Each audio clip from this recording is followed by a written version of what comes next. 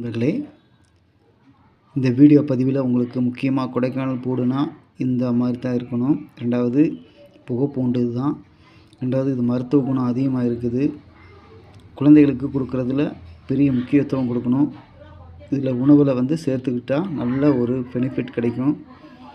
ஆரோக்கியம்னா மலைப்பூண்டு, மிளகு இந்த மாதிரி பல தானிய வகைகள் எல்லாம் கொடுக்கலாம். அதே போல் பாரம்பரியமான மலைப்பூண்டு இதுதான். இது இந்த வெள்ளைப்பூண்டு கொடைக்கானல் பகுதியில் சில ஃபார்மர்ஸ் விவசாயிகள் என்ன செஞ்சுருக்காங்கன்னா, ஊட்டியில் நட்டு பார்த்துருக்காங்க, வரல.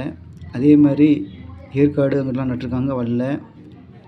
அடுத்து பொள்ளாச்சி நகரில் அங்கிட்டு பொள்ளாச்சி மலைப்பகுதியில் நட்டுருக்காங்க, வரல.